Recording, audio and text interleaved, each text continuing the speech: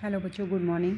बेटा, आज हम आपके हिंदी में लेसन 11 जिसका नाम है सत्कर्तव्य, इस लेसन की रीडिंग करेंगे। तो देखिए, सत्कर्तव्य क्या होता है। सत्कर्तव्य का अर्थ होता है अच्छे कर्म या अच्छा व्यवहार करना।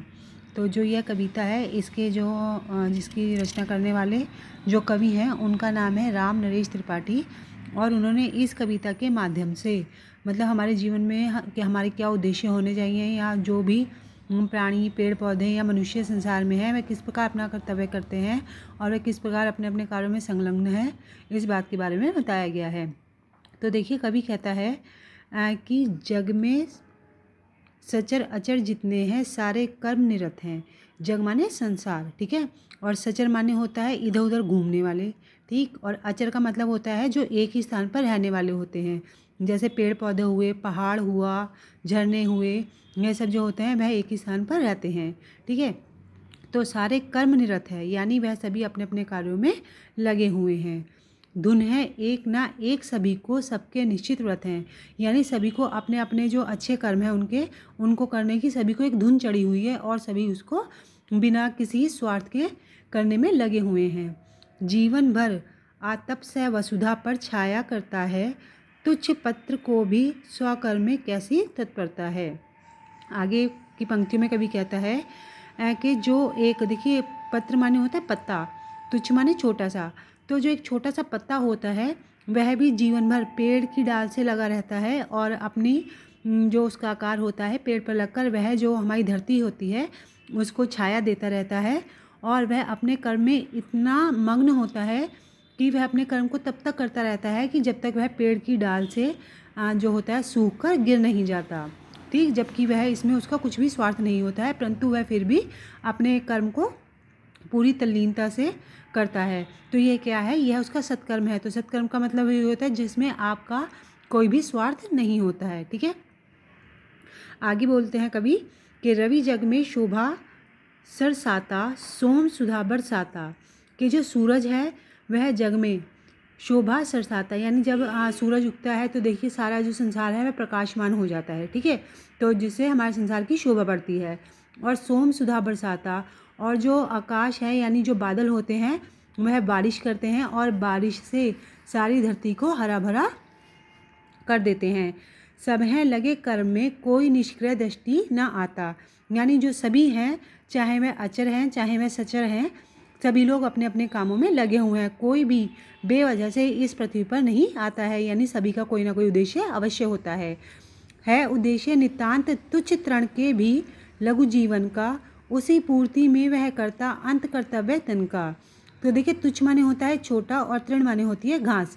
तो यहाँ कवि कहता है कि जो छोटी से छोटी घास की होती है, यानी हमने देखा है कि हम लोग अपने गार्डन में भी लगाते हैं, सड़कों के किनारे छोटी छोटी घास उगी होती है। तो कवि कहता है कि उस घास का जीवन, ठीक है, लघु जीवन का, चाहे उसका जीवन छोटा ही होता है, परंतु फिर भी वह जो घास होती है जब तक उसका जीवन होता है, यानी जब तक वह नष्ट नहीं हो जाती है तब तक भी वह अपने जो उसका उद्देश्य है कि धरती को हरा भरा रखने का, वह अपने उद्देश्य को पूरे तन मन से करती है। उसके बाद कवि कहता है कि तुम मनुष्य हो, अमित बुद्धि बल विकसित जन्म तुम्हारा। कि तुम तो मनुष्य हो और तुम्हें जो है तुम्हारे पास अमित माने बहुत सी बुद्धि है, बल विकसित जन्म तुम्हारा, और तुम्हें जन्म से ही जो ईश्वर ने बल दिया हुआ है, ठीक है। क्या उद्देश्य रहित है जग में, तुमने कभी विचारा। पर कभी भी तुम्हारे जहन में यह विचार आया है कि जो इस संसार में तुमने अपना जीवन लिया है उस जीवन का क्या उद्देश्य है, यानी जो तुमने एक संकल्प लिया है तुम्हारा संकल्प क्या है, क्या आप उसको जानते हो। बुरा ना मानो, एक बार सोचो तुम अपने मन में। तो कवि कहता है कि भले मैंने आगे ऊपर कड़वी बातें कही हैं, पर इस बात को बुरा मत मानो और एक बार अपने मन में इस बात को ज़रूर सोचो कि जो अगर तुम इस धरती पर आए हो तो तुम्हारा क्या उद्देश्य है धरती पर आने का। क्या तुम्हारा जीवन निरर्थक तो नहीं है। क्या कर्तव्य समाप्त कर लिया तुमने निज जीवन में। क्या तुमने अपने जीवन में जो सारे कर्तव्य हैं उन सभी को पूरा कर लिया है। क्या जीवन में या संसार में या आपसे संबंधित जो भी लोग हैं उनके प्रति आपका कोई भी कर्तव्य नहीं है। इस बात को एक बार अपने मन में अवश्य विचार कर एक बार देखिए। आगे की पंक्ति में कहा है कि केवल अपने लिए सोचते मौज भरे गाते हो, पीते खाते सोते जागते हंसते सुख पाते हो। कि कभी कहता है कि तुम मनुष्य होने के बाद केवल अपने ही बारे में सोचते हो, अपनी ज़िंदगी अच्छे से खेलते कूदते गाते खाते पीते सोते जागते और हंसते हुए और सभी प्रकार के सुखों को पाते हुए व्यतीत करते हो। जग से दूर स्वार्थ साधन ही सतत तुम्हारा यश है। परंतु जो व्यक्ति यानी यदि हम केवल अपने ही बारे में सोचते रहेंगे तो यह क्या है, इससे हमारा जो जीवन है वह निरर्थक साबित होगा। बल्कि जग में दूर स्वार्थ साधन ही सतत तुम्हारा यश है।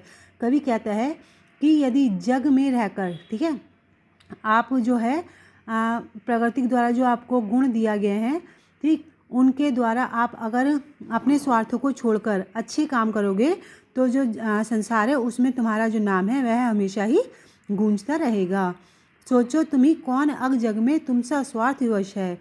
आगे कभी कहता है कि सोचो कि जिस तरह से तुम केवल अपने ही स्वार्थ के या अपने ही विषय में सोचते हो, अगर सभी लोग इस तरह से अपने अपने विषय में सोचने लग जाएं तो इस जग का और इस संसार का क्या होगा। आगे कभी कहता है कि यह संसार मनुष्य के लिए एक परीक्षा स्थल है, दुख है प्रश्न कठोर देखकर होती बुद्धि विकल है। यानी जो ये संसार है वह मनुष्य के लिए एक परीक्षा स्थल के समान है, क्योंकि जो मनुष्य धरती पर जन्म लेता है तो उसके जन्म के साथ साथ उसके साथ बहुत सी अच्छी बहुत सी बुरी परिस्थितियाँ आती हैं, बहुत से सुख आते हैं और बहुत से दुख भी उसके जीवन में आते हैं। तो यह सभी क्या होते हैं, यह उसका परीक्षा स्थल होता है। क्योंकि यहाँ पर यह सभी मनुष्यों के साथ घटित होता है, ठीक है। तो कहते हैं कि दुख है प्रश्न कठोर देखकर होती बुद्धि विकल है। यानी जब हमारे सामने कोई मुश्किल आ जाती है तो क्या होता है कि जो हमारा मन होता है वह बहुत दुखी हो जाता है, ठीक। किंतु स्वात्य बल विक सत्पुरुष ठीक पहुँच अटकल से हल करते हैं प्रश्न सहज में अविरल मेघा बल से। वह कहते हैं कि परंतु जो मनुष्य स्वार्थ से निहित होता है और जो अच्छे लोग होते हैं, दूसरों का भला करने वाले होते हैं, वह क्या करते हैं कि अपने सत्कर्मों से, ठीक है, और अपने बल से सभी मुश्किलों से निकल आते हैं और जो उनके सामने जो भी परिस्थितियाँ कठिन परिस्थितियाँ आती हैं वह उसको अपनी बुद्धि से और अपना जो उनका सहज स्वभाव होता है उसके द्वारा उनको बहुत आसानी से हल कर लेते हैं और जीवन में सुख पाते हैं। आगे कभी कहता है कि पैदा कर जिस देश जाति ने तुमको पाला पोसा, किए हुए हैं ये निज हित का तुमसे बड़ा भरोसा, उससे होना ऋण प्रथम है सत्कर्तव्य हमारा, फिर दे सकते हो वसु तुधा को शेष सजीवन सारा। कभी कहता है कि जिस देश ने, ठीक है, जिस जाति ने तुमको पैदा किया, ठीक है, तुमको पाला पोसा और अच्छा जीवन दिया, ठीक किए, और जिसने यह सोचकर तुम्हारा जो है वह पालन किया और तुम पर भरोसा किया कि तुम आगे जाके उसके हित के लिए काम करोगे या उसके हित में हमेशा खड़े रहोगे, तो उससे होना ऋण प्रथम है। तो उसके इस ऋण से, यानी जो हम पे उसने उपकार किए हैं उनके इन उपकारों से जो है हमें सबसे पहले मुक्त होना है। यही हमारा सत्कर्म है, ठीक है। और इस ऋण से हम तभी मुक्त हो सकते हैं जब हम सद्व्यवहार करें और अपनी स्वार्थ साधना को छोड़कर सभी के अच्छे के लिए कार्य करें, ठीक। फिर दे सकते हो वस्तुधा को शेष जीवन सारा।